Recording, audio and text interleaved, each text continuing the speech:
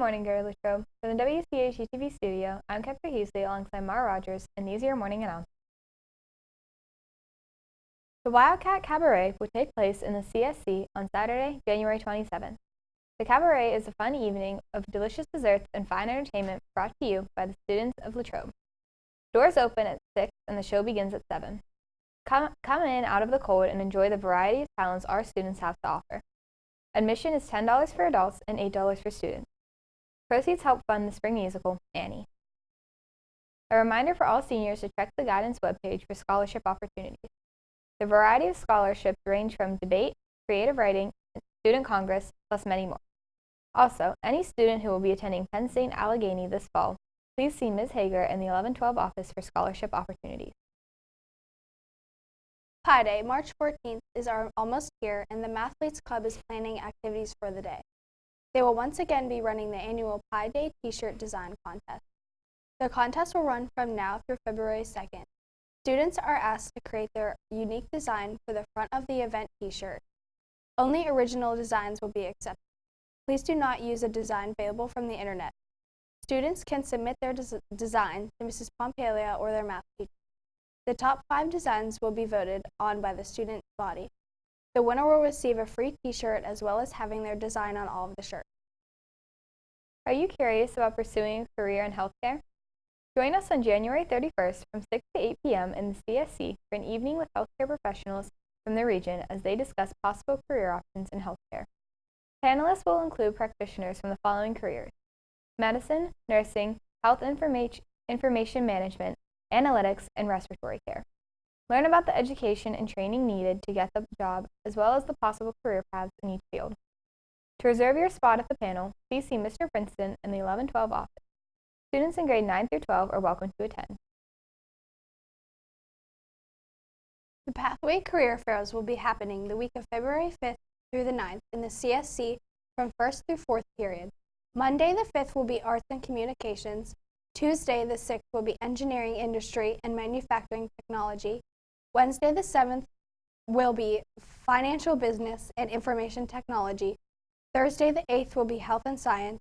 And Friday the 9th will be Human Service, Hospitality, and Public Administration. Each student will attend the career fair of the pathway they selected.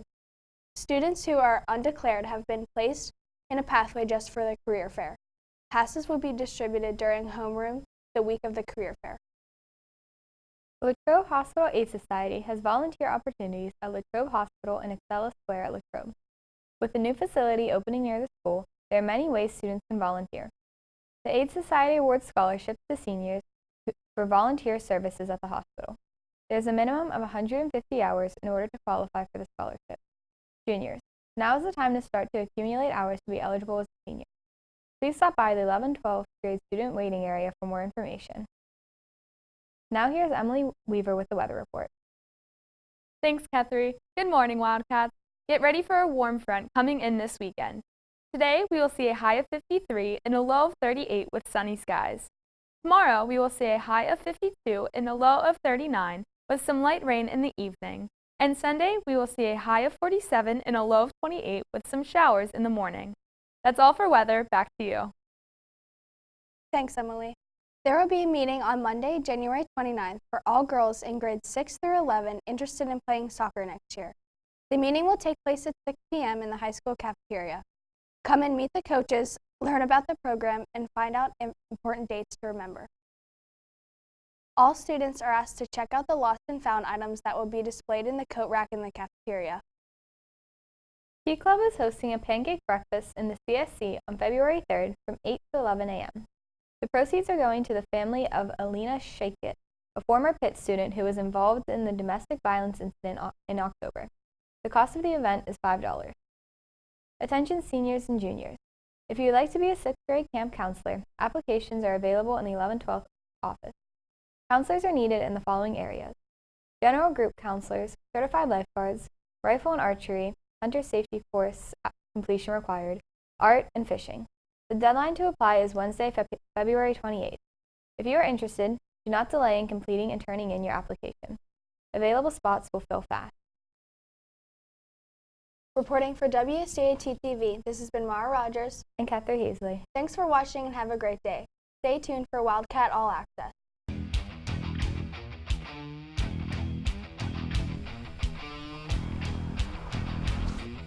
Hello, welcome to Wildcat All Access. I'm Alex Bugnani alongside Paige Lesko, and this is your Wildcat Sports Report.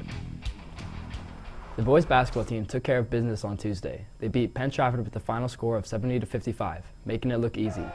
The dynamic junior duo of Bryce Butler and Reed Fenton led the Cats, combining for 43 points. Bryce had 22 and Reed had 21. This win boosted the Cats to a 6-3 section record, 12-6 overall. Tonight they await Norwin at home for a 7:30 game against the Knights. The Lady Wildcats had an excellent season. Laura Graytalk is their top scorer, scoring an average of 24 points each game.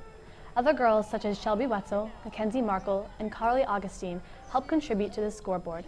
On Tuesday, the girls beat Penn Trafford and Laura had a game high of 21 points. Shelby knocked down 4 3-pointers and had 14 points. Mackenzie had 10 points and Carly had 8. Congratulations also goes out to Mackenzie for being named the Letterman's Club Athlete of the Week. Mackenzie averaged a double-double for the week, scoring 10.5 points per game and pulling down 12.5 rebounds per game. And the Lady Wildcats' 2 wins against Obama Academy and Fox Chapel. Mackenzie must defend the opponent's tallest player, and she also averaged 2 steals and 4 deflections per game. Congratulations, Mackenzie. The Latrobe boys wrestling team is currently 2-4 after a loss to Greensburg-Salem. Unfortunately, after that loss, they are out of the playoffs, but do continue to work hard and prepare for the West Branch area tournament and an upcoming meet against Connellsville. Although not the season they wanted, the Cats continue to fight hard every day to become better. The Latrobe swim team faced Armstrong for their senior night. The girls won 90-64, while the boys won 92-76. Both girls and boys placed first in every event during the meet. Abby Poole, Riley Jackson, Gloria Hickey, Gracie Wetzel, Joyce Yin, Hannah Brewer, Gavin Squirrett, Brendan Bugala, David Marinchak, and Donovan Leachman and Corbin Makar won first place in multiple events. Divers Taylor Miller, Jordan Miller, Lily Barta, and Lauren Bizignani all had WPIAL qualifying scores. The Ice Cats took on Armstrong last Thursday with a final score of 6-4 Latrobe. With goals from Alex Bolio, Blake Rossi, Jared Stein, Dom Hart, Cole Novak, and JT Schmizzi. On Monday night, Latrobe had a tough senior night loss of 3-4 to one of the biggest rivals, the Henfield Spartans. Gage Handwork saved 11 out of 15 shots for Latrobe. Goals were made by Paxton Up, Jared Stein, and Blake Rossi. The Ice Cats take on Shaler on home ice January 29th at 9:15. The Greater Latrobe indoor track and field team traveled to Edinburgh University for their first meet of the season. Leading the way for the girls was sophomore Faith Mucci, who won the 400 meter in a state qualifying time.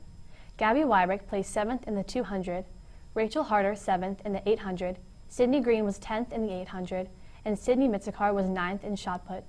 Sydney's throw in the shot put also broke the school record, which was previously held by Maddie Musler.